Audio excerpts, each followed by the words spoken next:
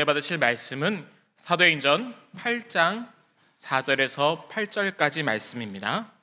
사도행전 8장 4절에서 8절까지 말씀, 신약성경 200쪽에 있습니다. 제가 봉독하겠습니다. 그 흩어진 사람들이 두루 다니며 복음의 말씀을 전할세 빌립이 사마리아 성에 내려가 그리스도를 백성에게 전파하니 무리가 빌립의 말도 듣고 행하는 표적도 보고 한 마음으로 그가 하는 말을 따르더라. 많은 사람에게 붙었던 더러운 귀신들이 크게 소리를 지르며 나가고 또 많은 중풍병자와 못 걷는 사람이 나으니 그 성에 큰 기쁨이 있더라. 아멘. 기독교가 무엇인가? 이 기독교란 이 거대한 담론을 한 편의 설교에 담는다는 것이 마치 한강의 물을 종이컵 하나에 담는 것과 다를 것이 없겠습니다. 그러나 그 한강의 물을 종이컵 하나에 담더라도 그 물의 성분과 또 성질을 파악할 수는 있습니다. 우리가 명색이 기독교인이고 또 기독교인으로 살아가고 또 기독교를 전하는 그런 사람들인데, 기독교에 대한 바른 이해와 또 지식을 가지는 것은 너무나 당연한 것이지 않겠습니까? AI에게 기독교가 무엇인가 이렇게 질문을 던졌더니 이렇게 답변이 쭉 나왔는데, 여러분들이 알고 있는 또 책들에서 볼 수 있는 또 여러 자료들에 나오는 내용들과 다를 것이 하나도 없는 대동소이한 것이에요. 그런데 그 많은 정의들 가운데 로이드 존스 목사님께서 기독교는 역사다라고 정의를 하셨어요. 저는 이 정의를 굉장히 좋아하고 또 여러분들에게도 자주 말씀을 드렸습니다. 기독교는 역사다. 역사라는 것은 어떤 사실과 실제라는 사실이에요. 나의 역사, 또 교회의 역사, 가정의 역사, 또 나라의 역사, 이 세계사가 있습니다. 그것은 다 사실이고 또 실제하는 것이다. 그리고 지금도 계속되고 있다 하는 것에 의미를 담고 있습니다. 그럼 기독교는 역사라고 한다면 어떤 역사인가? 어떤 사실이고 어떤 실제인가 할 때에 그것은 인간이, 세상이 할 수 없는 것을 예수님이, 하나님이 하신다는 것에 대한 실제요 또 사실인 것입니다. 그것을 우리는 구원이다 그렇게 말합니다. 이 구원은 사람으로서는, 세상에서는 할 수 없는 것, 그러나 하나님은, 예수님은 하신다는, 이게 기독교의 가장 중요한 정의예요. 사람으로 할 수 없고 이 세상의 그 무엇으로도 할 수 없는데 하나님은 하시고 예수님은 하신다. 그게 기독교입니다. 사도행전은 이 사실을 우리에게 역사적으로 잘 기록으로 남겨놓았습니다. 그래서 사도행전은 우리가 현 시점에서 나와 교회가 지금 바로 가고 있는가, 나의 모습, 교회의 모습이 이게 바른 모습인가를 비추어 볼 수 있는 가장 좋은 책이 사도행전입니다. 왜냐하면 사도행전이 교회의 태동이고 또 교회가 무엇을 해야 되고 교회의 비전과 사명이 무엇인지, 그것이 어떻게 진행되었는지를 사도행전보다 잘 보여주는 책이 없어요. 그 교회 속에 또 여러분 한 분 한 분이 계시는 거란 말이죠. 그런 의미에서 제가 우리 새성전에 입주하여서 올해가 첫 원년인데, 이 사도행전을 1장부터 28장까지 살펴보는 것은 교회로서의 성찰, 또 성도로서의 성찰, 그리고 정체성을 우리가 다시 확립하고 새롭게 출발하자는 의미에서 이 한 해 동안 이 사도행전을 살펴볼 겁니다. 여러분들도 좀 사도행전을 꼼꼼하게 계속 읽으시면서 내가 기독교인으로서 또 성도로서 교회로서 이 땅 가운데 어떻게 살아가야 되는지, 사명이 뭔지, 또 어디를 향해 가야 되는지를 다시 한번 확인하고 출발하였으면 좋겠습니다. 그래서 사도행전은, 아니 우리 기독교는 예수님께서 어떻게 그 영으로 이 땅 가운데 예수님이 행하신 그 구원 역사를 이루시는가 하는 것을 총망라하고 있어요. 그래서 사도행전을 성령행전이라 그렇게 부르기도 합니다. 성령 행전이라고 하는 것은 곧 예수 행전이라. 예수님이 하늘로 가시고 그 영을 이 땅에 보내오셔서 그 영이 사도들을 통하여 행하신 일이란 말이죠. 그러면 오늘 우리도 마찬가지예요. 그 성령이 저와 여러분을 통하여, 교회를 통하여 이 땅 가운데 행하시는 일, 그것이 기독교의 역사인 것입니다. 사도행전을 통하여 이 기독교의 태동과 또 기독교의 사명과 기독교의 비전, 그리고 그것이 사장되지 않고 실제로 이루어지는 것을 보는 것이죠. 그렇게 보다가 만약에 문제가 생겼을 때는 성경 어디를 봐야 되느냐? 그때는 서신서를 보면 됩니다. 서신서는 교회의 각양 문제들, 지금 우리가 당면해 있고 있는 그 문제들을 어떻게 풀어나갈 수 있는가에 대한 해답을 제시하는 책이죠. 그리고 또 하나 궁금한 것이, 그럼 교회가 이렇게 되다가 교회의 결과가 결국 어떻게 될 것이냐? 여러분들이 이렇게 신앙생활을 하다가 여러분들의 결국은 어떻게 될 것인가? 그 결말이 궁금하신 분들은 요한계시록을 보시면 돼요. 그래서 요한계시록은 교회의 결말입니다. 저와 여러분이 이렇게 살다가 우리의 결국이 어떻게 될 것인가 하는 거예요. 그래서 이야기가 나온 김에 신약성경을 한번 정리를 해보면 신약성경은 27권이에요. 27권, 이 27권 가운데 복음서가 4권이에요. 이 복음서는 예수님에 대한 이야기예요. 예수님이 이 땅에 오셔서 구원을 어떻게 이루셨는가 하는 것을 보여줘요. 예수님이 구원자이심을 보여주죠. 그런데 사도행전은 그 예수님이 하늘로 가시고 보내신 그 영을 통하여서 이 땅 가운데 어떻게 교회의 역사를, 구원을 이루어 나가시는가 하는 것이 사도행전이에요. 그리고 서신서가 21권이 있어요. 이 서신서는 이 땅에 전파된 이 교회들이 여러 가지 많은 문제들에 직면하게 되어졌는데 그 문제들을 어떻게 풀어가는가 하는 것이 서신서고요. 그리고 그렇게 결국은 지내다가 교회는 어떤 종말을 맞게 되는가, 교회의 결말이 무엇인가, 그게 요한계시록입니다. 그래서 이런 구도를 갖고 여러분이 성경을 보시고, 그러면 이 교회에 대하여서 예수에 대해서 조금 더 그 뿌리를 깊이 알고 싶다, 그러면 구약을 보시면 되는 것입니다. 어쨌든 중요한 것은 결말은 이미 나 있는 거예요. 결말은, 여러분의 결말, 교회의 결말은 나와 있어요. 우리는 그 결말을 보면 빨리 거기 가고 싶죠. 요한계시록을 보면 요한계시록 빨리 가고 싶어요. 요한계시록 빨리 그날이 왔으면 좋겠다. 그런데 우리가 알아야 될 것은 거기는 과정이 없이 갈 수 없는 곳이에요. 과정이 없이. 사람이 태어나면 기고 또 일어나고 그런 말을 하다가 넘어지고 그러면서 자라서 어른이 되지, 어떤 사람도 이 땅에 태어나서 과정을 건너뛰고 어른이 되는 사람은 아무도 없습니다. 예수님조차도 이 땅에 오셔서 그런 말을 하셨고 청소년의 시절을 지나셨고 청년의 시절을 지나셨습니다. 우리는 어떻게 하면 아이를 낳아서 이 아이가 좀 이 아이 때문에 실험하지 않고 그냥 긋자마자 성인이 되면 얼마나 좋겠습니까? 그런데 그런 일은 없는 것처럼 우리의 신앙생활도 마찬가지입니다. 그 과정 때문에 힘든 것입니다. 그리고 그 과정을 견뎌내는 것이 잘 사는 거죠. 사도행전은 어떻게 보면 그 과정이에요. 우리가 지금 사도행전 이제 8장까지 왔는데요. 사도행전 8장은 교회가 새로운 국면으로, 기독교가 새로운 국면으로 전환되는 장면입니다.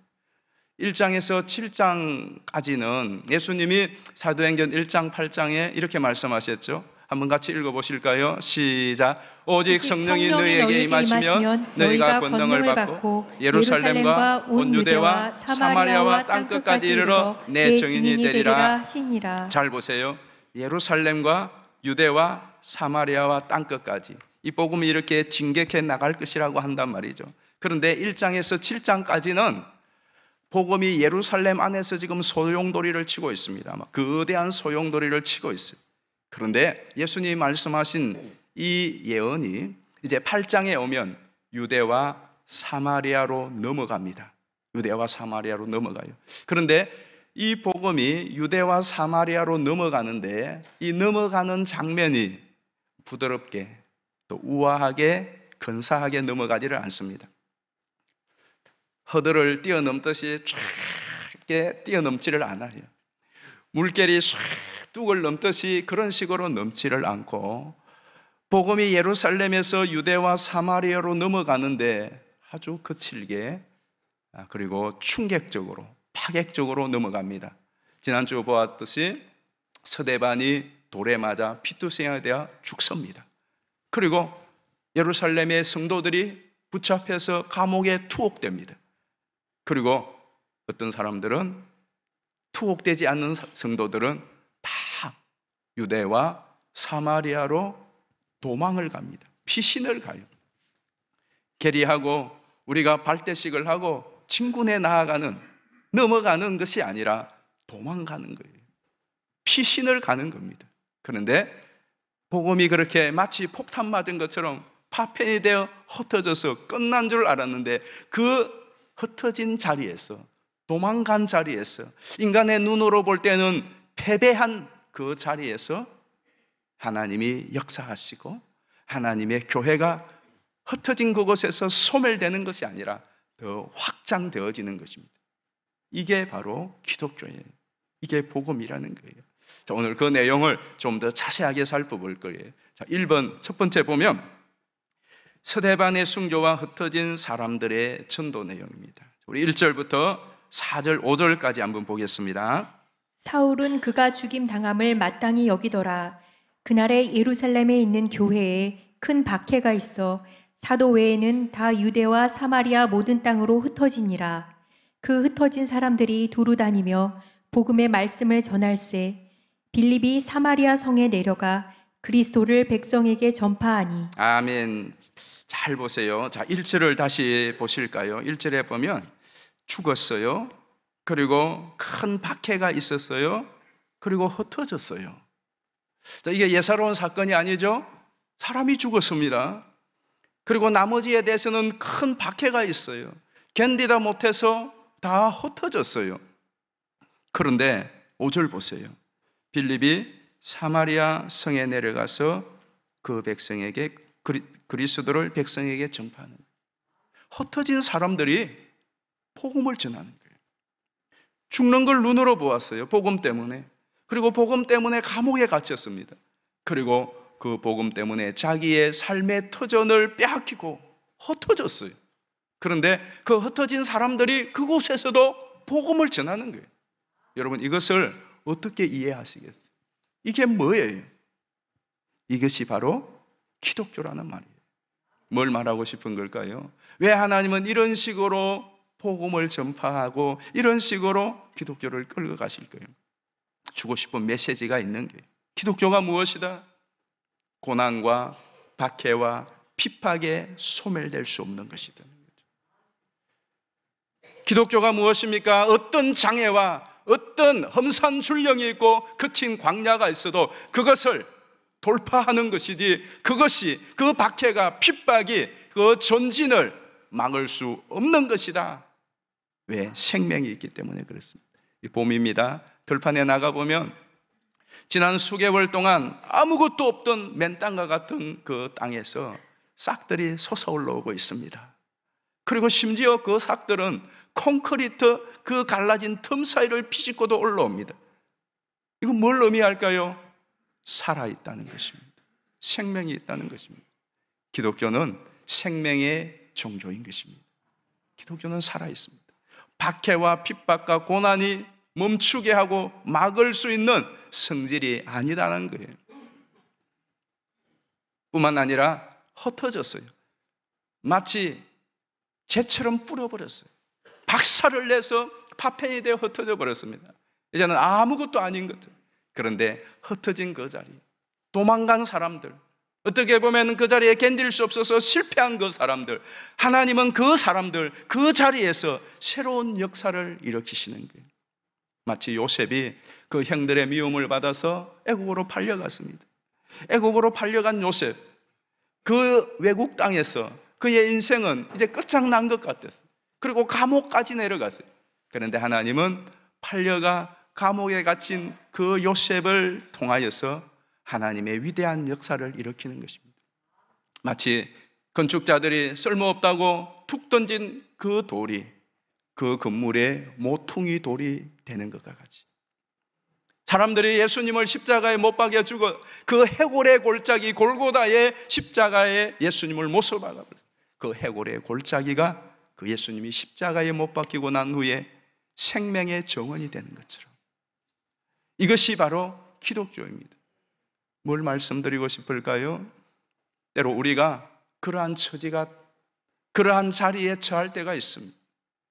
실패한 자리, 넘어진 자리, 가난한 자리, 병든 자리, 쫓겨난 자리, 패배한 자리, 근사하지 못하고 다른 사람보다 더 잘나지 못하고 성공하지 못한 그 자리라고 할지라도 거기서 하나님이 그 사람들을 통하여 새 역사를 이루게 하시는 것, 그것이 예수 복음이고 기독교인 줄 믿습니다. 그래야 되지 않겠습니까? 두 번째는 빌립이 사마리아 성에서 전도를 하는데 그 사마리아에 세 가지의 놀라운 변화와 기적이 일어나요. 첫 번째는 화해와 연합이 일어납니다. 자, 우리 6절 말씀 보실까요? 무리가 빌립의 말도 듣고 행하는 표적도 보고 한 마음으로 그가 하는 말을 따르더라. 자, 이 말씀은 우리가 당연한 것처럼 가서 전도를 하니까 그들이 믿고 따랐더라. 우리가 전도하면 그런 일이 일어나잖아요. 여러분들도 전도를 받아서 오신 분도 계시고 또 우리가 전도할 때에 전도지 받고 전화번호 적어주고 교회 가겠습니다 이렇게 오시는 분들이 있어요. 별거 아닌 것 같아요. 그러나 어떤 경우에는 그렇게 전도를 해도 전도를 받지 않는 사람이 있습니다. 그런데 그것도 약과예요. 오늘 빌립이 사마리아에 가서 전도를 하고 또 사마리아 사람들이 그 빌립의 말을 듣고 그 빌립을 받고 집중한 이것은 우리가 역사를 조금 살펴보면 도무지 있을 수 없는 일이에요. 빌립은 유대인입니다. 유대와 사마리아는 1000년이 넘는 계문지간입니다. 1000년의 역사를 올라가 보면 솔로몬 왕 때에 BC 931년에 솔로몬이 죽습니다. 그리고 930년에 그의 아들과 또 솔로몬을 따르던 그 부하가 서로 등을 치고 사마리아를 중심으로 이스라엘의 10지파가 한 나라를 형성하고 예루살렘을 중심으로 유다와 베냐민 지파가 한 나라를 형성합니다. 그래서 남북으로 갈라져요. 남북으로. 마치 우리나라가 남한과 북한으로 갈라져서 이 끊임없는 깊어지는 이념 갈등을 이 남한에서도 하고 있는 것과 같이 이스라엘이 그 930년에 갈라지고 난 이후 지금 예수님 시대까지 그들은 끊임없는 갈등의 연속이었습니다. 그리고 그 갈등은 나중에 아수르의 722년에 북이스라엘이 망하고 그리고 586년에 남쪽 유다가 망하였다가 나중에 다시 포로가 되어 합쳐졌음에도 불구하고 돌아왔음에도 불구하고 이스라엘이 예루살렘에 성전을 세울 때에 사마리아 사람들도 우리도 같이 그 성전 세우는 일에 동참하겠다고 할 때에 남쪽 유대인들이 북쪽 사마리아 사람들은 절대로 이 정청 건축에 동참할 수 없다라고 막습니다. 왜? 너희들은 이미 잡종이에요. 그래서 정통성이 없어. 그로 인하여서 더 큰 갈등이 생기죠. 그래서 북이스라엘 사람들은 그리심산, 그 사마리아에 세겜 땅에 자기들이 성전을 세우고 남과 북이 더욱더 골이 깊어져 버립니다. 그것이 예수님 시대까지 왔지 않습니까? 그래서 수가성 여인이 예수님에게 예수님, 우리가 사마리아 저 성전에서 예배를 드릴까요? 거리심산에서 예배를 드릴까요? 예루살렘에서 예배를 드릴까요? 묻는 이유가 그게 두 개의 성전이 있는데 어느 성전에서 예배 드리는 것이 진짜나 그만큼 골이 깊어져 있어요. 예수님 시대에 유대인들에게 가장 큰 모욕이 무엇이냐? 너는 사마리아 사람 같다 하는 것이 유대인들에게 가장 치욕적인 모욕이었어요. 심지어 예수님도 이런 모욕을 받았습니다. 요한복음 8장 48절 보실까요? 유대인들이 대답하여 이르되 우리가 너를 사마리아 사람이라 또는 귀신이 들렸다 하는 말이 옳지 아니하냐. 아멘. 참 무슨 말이에요? 예수님을 모욕하는 거예요. 예수님을 욕하는 거예요. 너 귀신 들렸구나, 너 미쳤구나. 이게 얼마나 우리에게 치욕적인 말입니까? 그러나 그보다 더 치욕적인 말이 앞에 나오는 너 사마리아 사람이구나. 하는 것이에요. 이 정도로 유대인과 사마리아인들이 갈등의 골이 깊어요. 그래서 왕래도 하지 않았잖아요. 개처럼 여겼습니다. 그런데 지금 유대인 빌립과 예루살렘에서 도망간 사람들이 사마리아로 들어가는 거예요. 자기 발로 사마리아로 갔고, 또 그렇게 괴는지간으로 여겼던 이 사마리아인들이 그 유대인 빌립을 맞이하는 거예요. 영접하는 거예요. 우리 8절, 6절 말씀 다시 한번 보실까요? 무리가 빌립의 말도 듣고 행하는 표적도 보고 한 마음으로 그가 하는 말을 따르더라. 아멘. 여러분, 이것 자체가 기적이에요. 지금 전도를 받아서 그들이 변화되고 하기 이전에 지금 빌립이 사마리아로 들어갔다는 것과, 그리고 사마리아 사람들이 그 빌립을 받았다는 것, 또 뭐지? 너무나 천년의 깊은 골, 그 갈등을 지금 메꾸는 역사가 일어나는 거죠. 이것이 바로 복음이요 기독교인 줄 믿습니다. 이 말씀은요, 에베소서 2장 13절에 한번 보실까요? 이제는 전에 멀리 있던 너희가 그리스도 예수 안에서 그리스도의 피로 가까워졌느니라. 그는 우리의 화평이신지라. 둘로 하나를 만드사 원수된 것 곧 중간에 막힌 담을 자기 육체로 허시고 법조문으로 된 계명의 율법을 폐하셨으니 이는 이 둘로 자기 안에서 한 세 사람을 지어 화평하게 하시고. 자, 이것이 어디까지 나아가는지 한번 보십시오. 19절을 보겠습니다. 그러므로 이제부터 너희는 외인도 아니요 나그네도 아니요 오직 성도들과 동일한 시민이요 하나님의 권속이라. 자, 22절은 같이 읽겠습니다. 너희도 성령 안에서 하나님이 거하실 처소가 되기 위하여 그리스도 예수 안에서 함께 지어져 가느니라. 아멘. 우리가 새성전 건축을 하면서 표로 삼았던 말씀이지 않습니까? 함께 지어져 가느니라. 이 함께가 우리 집안끼리 함께가 아니에요. 이 함께가 우리 같은 동양끼리 함께가 아니에요. 이 함께가 우리 같은 동문끼리 함께가 아니에요. 이 함께가 우리 서로 마음 통하는 함께가 아니라 이 말입니다. 어떤 함께입니까? 도무지 가까워질 수 없는 사람, 하나 될 수 없는 사람, 연합할 수 없는 사람, 오랜 수천 년의 갈등의 깊은 골을 행성하여 왔던 그 사람들조차도 하나가 되어 함께 지어져 가는 것입니다. 이것이 바로 복음이요 기독교인 줄 믿습니다. 그러면 여러분, 지금 이 시대에 오늘 저와 여러분에게, 여러분의 가정에, 이 대한민국 가운데 이 기독교가 정말 필요한 것 아니겠습니까? 두 번째의 놀라운 역사가 있었는데요, 치유와 회복이 있었어요. 우리 7절 말씀을 보겠습니다. 많은 사람에게 붙었던 더러운 귀신들이 크게 소리를 지르며 나가고 또 많은 중풍병자와 못 걷는 사람이 나으니. 아멘.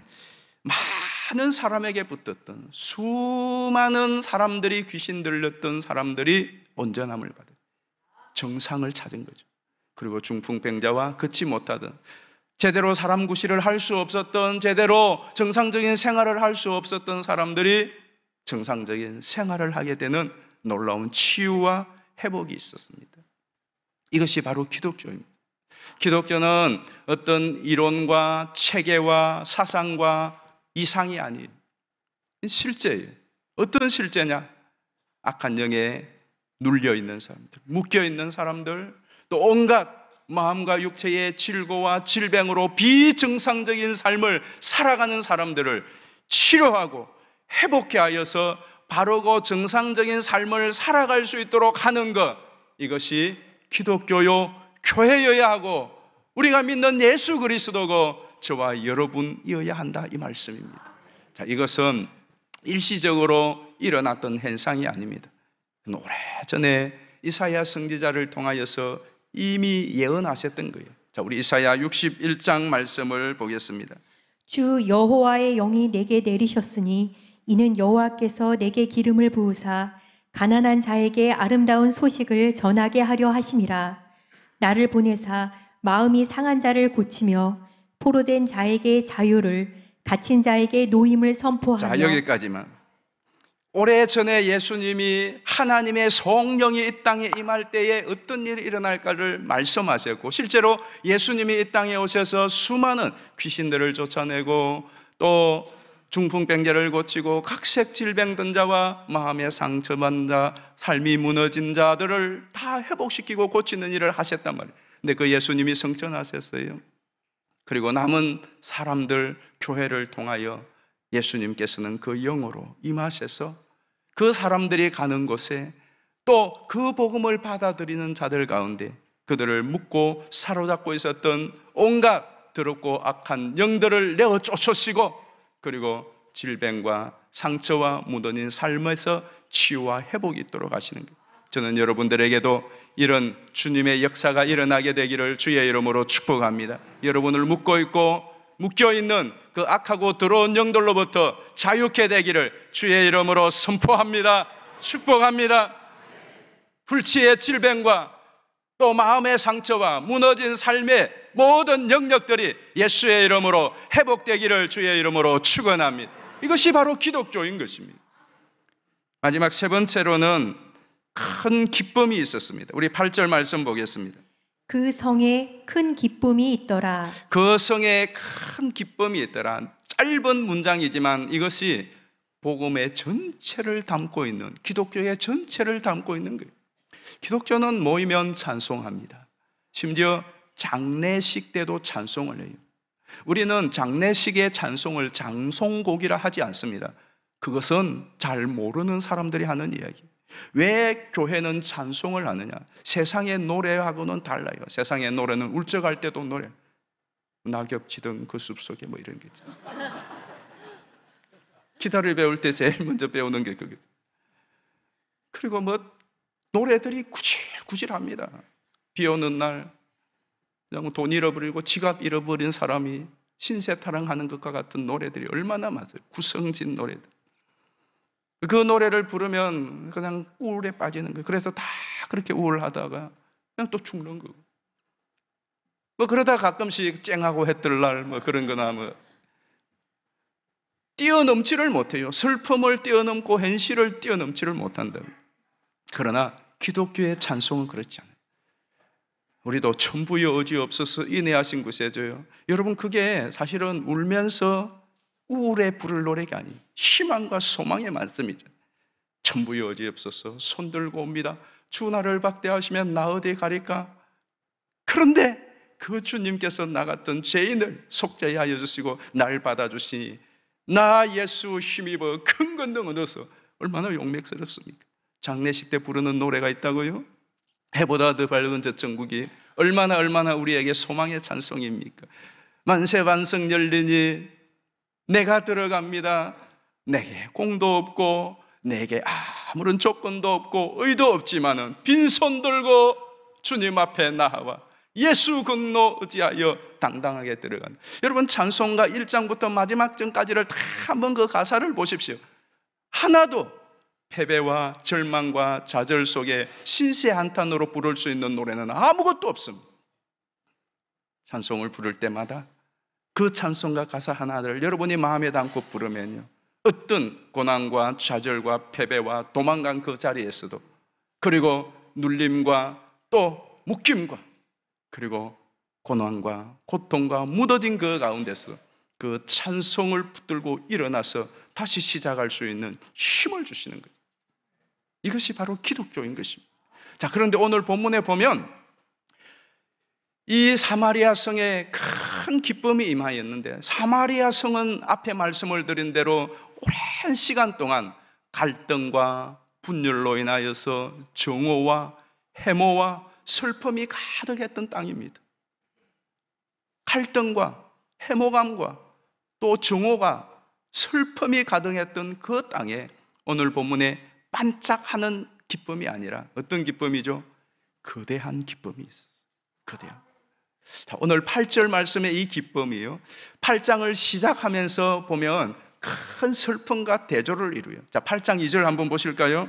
경건한 사람들이 스데반을 장사하고 위하여 크게 울더라. 자, 거기에 보면은 크게 울더라고 되죠. 큰 아주 거대한 비통이 있었어요. 거대한 비통과 슬픔이 있었습니다. 그런데 8절에 보니까 뭐가 있죠? 거대한 큰 기쁨이 있어요. 이게 기독교입니다. 아무리 큰 비통과 슬픔이라도 그것을 큰 기쁨으로 바꾸는 것이 기독교인 줄 믿습니다. 사마리아 땅에 1000년이 넘도록 젖어 있었던 그 비통함과 그 해모스러움과 그 증오와 그 슬픔을 한순간 기쁨으로 바꿀 수 있는 것, 이게 복음이요 그리스도인 줄 믿습니다. 빌립도 마찬가지지 않습니까? 이 빌립과 이 쫓겨난 사람들이 얼마나 비통한 마음입니까? 자기의 사랑하는 동료 스데반 집사님이 돌에 맞아 죽고, 자기의 동료들이 감옥에 갇히고, 자기들은 더 이상 그것에 견딜 수 없어서 쫓겨온 그 시간이 얼마나 비통한, 얼마나 슬픈 사건입니까? 그런데 잠시 후에 그 비통함과 슬픔과 비교할 수 없는 큰 기쁨을 전도자인 빌립도, 그 복음을 들은 사마리아도 그 큰 기쁨이 넘쳤던 것입니다. 저는 여러분들에게 이런 기쁨이 있게 되기를 주의 이름으로 축복합니다. 이 기쁨 또한 그냥 일시적으로 일순간 그때만 주어진 기쁨이 아니에요. 이 기쁨을 이사야 선지자를 통하여 오래전에 예언하셨어요. 이사야 61장 3절 말씀, 2절 말씀부터 보겠습니다. 여호와의 은혜의 해와 우리 하나님의 보복의 날을 선포하여 모든 슬픈 자를 위로하되. 3절은 같이 읽습니다. 무릇 시온에서 슬퍼하는 자에게 화관을 주어 그 죄를 대신하며 기쁨의 기름으로 그 슬픔을 대신하며 찬송의 옷으로 그 근심을 대신하시고. 거기까지. 자, 여러분들에게도 이러한 슬퍼하는 자에게 화관을, 기쁨의 기름으로 슬픔을, 그리고 찬송의 옷으로 근심을 대신하는 그런 주의 축복이 있게 되기를 예수님의 이름으로 축원합니다. 자, 이 예언은 그냥 흘러보내는 공중의 허공에 흩어지는 메아리가 아니에요. 실제로 예수님께서 이 땅에 오셨어요. 이 땅에 오셨을 때에 누가복음 2장에 천사들이 이렇게 노래합니다. 한번 보실까요? 2장 10절이에요. 천사가 이르되 무서워하지 말라. 보라, 내가 온 백성에게 미칠 큰 기쁨의 좋은 소식을 너희에게 전하노라. 자, 이 기쁨의 좋은 소식이 무엇이죠? 우리 11절은 같이 읽겠습니다. 오늘 다윗의 동네에 너희를 위하여 구주가 나셨으니 곧 그리스도 주시니라. 아멘. 그렇습니다. 세상이 줄 수 없는, 또 세상이 이해할 수 없는 이 기쁨으로 우리에게 오신 분이 예수 그리스도고, 예수교는 기독교예요. 자, 여러분, 그러면 오늘 여러분의 기독교, 여러분이 믿는 예수교, 나의 기독교에 대해서 한번 생각해 보십시오. 지금까지 제가 기독교가 무엇인가를 말씀드렸습니다. 죽음과 고난과 고통도 불사하는 것이 기독교라고 그랬어요. 그리고 흩어진 도망자의 자리, 패배한 그 자리에서 새 역사를 일으키고 꽃을 피우고 열매를 맺게 하는 것이 기독교라고 그랬습니다. 천년의 깊은 갈등의 고를 아물게 하고 화해하고 화평케 하는 것이 기독교라고 그랬습니다. 이 세상에 온갖 더럽고 악한 영들에게 눌리고 묶이고 중독에 빠져 있었던, 그리고 심신의 여러 가지 질병으로 인하여서 또 병리적인 현상으로 인하여 정상적인 사고와 생활을 하지 못하는 그 무너진 삶에서 치유와 회복이 일어나고, 그래하여서 이 세상 사람이 이해하고 알지 못하는 기쁨과 평강이 있는 것이 기독교라고 그랬어요. 여러분은 어떻습니까? 여러분이 믿고 여러분이 모시고 여러분이 따르는 예수님, 우리의 기독교는 나에게, 우리 교회에 어떻느냐는 거예요. 무엇이 문제일까요? 오늘 이 본문을 통하여 주는 정말로 중요한 메시지, 오늘 여러분들에게 정말 말씀드리고 싶은 것은 이 모든 알고 있는 사실이, 이것이 나에게 실제가 되는 비결, 6절입니다. 6절 말씀 같이 한번 읽어보겠어요. 시작. 우리가 빌립의 말도 듣고 행하는 표적도 보고 한 마음으로 그가 하는 말을 따르더라. 자, 이 6절 말씀 그리고 7절, 8절을 보세요. 많은 사람에게 붙었던 귀신이 떠나가고 또 많은 중풍병자와 못 걷는 자들이 낫고 그 성에 기쁨이 있더라. 이 7, 8절이 우리가 원하는 바예요. 그런데 이게 어떻게 주어지는 거죠? 빨간 글씨만 읽어보실까요? 시작. 듣고 보고 따르더라. 여러분 어떻게 하세요? 여러분은 듣고 보고 따르고 있습니까? 무엇을 듣고 무엇을 보고 무엇을 따른다는 이야기죠? 빌립의 말. 빌립의 말이 무엇일까요? 그리스도의 말씀입니다. 빌립이 행한 표적이 무엇이죠? 예수 그리스도의 표적입니다. 여러분은 정말 매일매일 아니면 이 주일이라도 주님의 말씀을 듣고 그리고 주님이 행하신 그 역사들을 내가 또 확인하고 또 보고 그래서 그 주님께 집중하였어요. 오늘 여기에 따르다라는 말은 원래는 집중하다는 말이에요. 집중한다는 것은 무엇인지 아십니까? 자기 자신을 맡기는 거예요. 내 모든 주의를 맡기는 거예요. 영어 성경에는 a cold paid attention이라고 되어 있습니다. 아주 잘 표현을 했어요. 나를 여기에 아예 그냥 확 맡기는 거예요. 나를 지불하는 것입니다. 이게 믿음인 것입니다.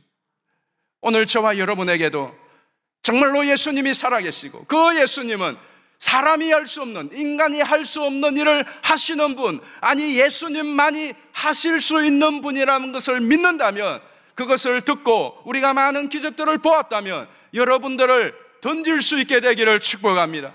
헌신하게 되기를 축복합니다. 그래야 주님의 역사가 우리 가운데, 우리의 발과 우리의 말과 우리의 삶 가운데 일어날 것 아니겠습니까? 따르세요. 여러분이 자주 듣는 이야기가 뭐예요? 지금은 너무나 이런저런 이야기를 많이 듣잖아요. 여러분들이 얼마나 많은 이런저런 이야기를 듣습니까? 이 많은 난무하는 이야기들 가운데 새벽이든 또 낮이든 아니면 여러분이 정한 때에 좀 하나님의 말씀에 귀를 두고 들었으면 좋겠어요. 지난 한 주간 동안 정말 마음을 기울여서 하나님의 말씀을 귀 기울여 들었던 때가 얼마나 있습니까? 혼자 고요한 시간에 사무실에서 차를 타고 갈 때에도 아니면 집에서 부러진 것 같은 내 생, 죽은 것 같은 내 삶, 포기할 수밖에 없는, 그래서 마음이 울쭉하고 우울하고 심란한 그때에 다른 소리보다도 하나님의 말씀을 펼쳐들고 하나님의 말씀을 좀 들고 진심을 담아서 설교 잘하나 보자 웹서칭해서 그거 듣는 것이 아니라 정말 주님 말씀하시면 내가 듣겠습니다 하는 그 마음으로 말씀을 듣고 말씀의 역사한 그 현장들을 좀 보세요. 하나님의 말씀이 살아서 움직인 그 현장들이 얼마나 많습니까? 그리고 더 중요한 것은 따르세요. 여러분의 문제를 한번 맡겨보시고 여러분의 인생을 맡겨보시고 여러분이 지금 가지고 있는 그 보따리들을, 여러분이 붙들고 있는 그 보따리들을 한번 주님에게 던져보세요. 그리고는 주님 말씀하시는 대로 내가 한번 살아보겠습니다.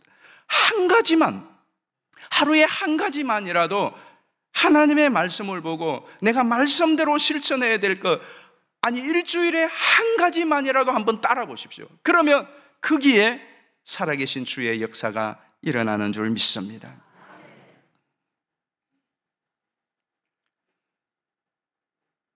정말 그렇다면, 그게 사실이라면요, 우리 또 한 가지 해야 됩니다. 이 흩어진 자들이 그 핍박 중에서도 두루 다니며 복음을 전하는 것처럼 오늘 이 시대에 얼마나 슬픔을 당한 자가 많습니까?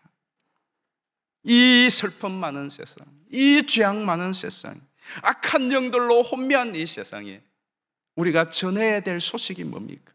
여러분들도 똑같이 그 자리에 앉아서 같이 절망과 분노와 미움과 부정적인 그런 말들을 바이러스처럼 전파해야 되겠습니까? 거기에 예수의 생명과 소망과 화해와 화평과 새롭게 하심과 거듭나게 하심과 새 소망을 주시는 이 소식을 증거해야 되지 않겠습니까? 저는 여러분 모두가 정말로 예수 그리스도 때문에 여러분도 치유와 회복과 새로운 재기의 출발을 할 뿐만 아니라 여러분들을 통하여 또 다른 사람들에게 그러한 예수 생명의 복음을 전파하게 되기를 주의 이름으로 축복합니다. 저는 이 185장 찬송 참 좋아합니다. 이 찬송은요, 정말 우리가 영혼을 갈아 넣어서 부르고 또 불러야 될 찬양 아닙니까? 이 가사를 한번 보십시오. 큰 환난 고통을 당하는 자에게, 얼마나 큰 환난 고통을 당하는 자가 이 땅에 많고 여러분들도 그 가운데 한 분입니다. 어떻게 해야 될까요? 주 믿는 성도들, 정말로 주님을 믿는다면 우리가 해야 할 일이 무엇입니까? 그들에게, 주 믿는 성도들 다 전할 소식은 예수의 영 성령이 오셨다고, 성령이 계시다고, 만왕의 왕께서 저 사로잡힌 자 다 구원하시고 참 자유를 주신 것을 믿는다면 그 승리의 소리가 사마리아 성에 들린 것처럼 사마리아와 같은 이 도성 가운데 저와 여러분이 이 기쁜 소식을 전해야 되지 않겠습니까? 한없는 사랑과 그 크신 사랑을 늘 의심하면서 믿지 않는 사람이 얼마나 많습니까? 그들에게 성령이 오셨네, 성령이 오셨네, 이 모든 것을 뒤집고 회복시키시고 새롭게 하시는 성령이 오셨나라고 저와 여러분이 정말 힘있게 전파하고 또 여러분도 그렇게 되기를 예수님의 이름으로 축복합니다. 우리 함께 이 찬양 박수하면서 찬양하겠습니다. 이 기쁜 소식을 온 세상 전하세, 큰 환난 고통을 당하는 자에게. 우리 함께 힘차게 찬양하겠습니다.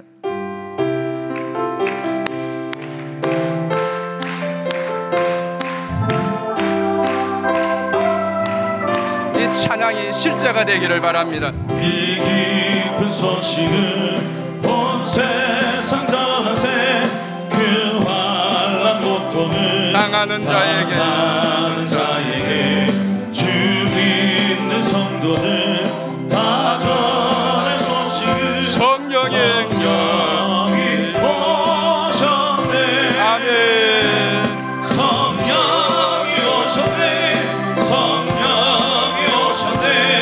내 주님 보내신 성령이 오셨네. 이 기쁜 소식을 온 세상 전하세, 성령이 오셨네. 만왕의 왕께서 저 사로잡힌 자 다 구원하시고 참 자유 주셨네. 승리의 노래가 온 성에 들리니 성령이 오셨네. 성령이 오셨네. 성령이 오셨네.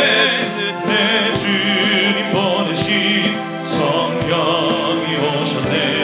이 기쁜 소식을 온 세상 전하세, 성령이 오셨네. 한없는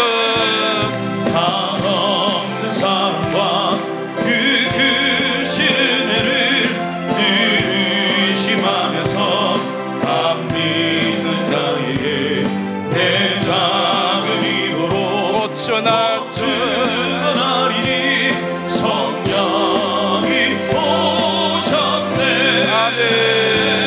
성령이 오셨네. 성령이 오셨네. 내 주님 보내신 성령이 오셨네. 이 기쁜 소식을 온 세상 전하세, 성령이 오셨네. 우리 시간 같이 한번 합심하여 기도하겠습니다. 하나님, 나도 주의 말씀을 듣고 또 주의 행하신 일들을 보고 전심으로 맡기고 따름으로 사마리아 성에 있었던 이 놀라운 주님의 살아계신 역사가 나에게도 있고 우리 가정에도 일어나고 우리 교회와 이 땅에도 일어나도록 이 성령을 우리에게 부어 주시옵소서. 그리고 우리나라와 민족을 위하여 특별히 산불로 피해를 입은 지역의 수많은 사람들을 위하여서 우리 한번 주여 부르고 통성으로 기도하겠습니다.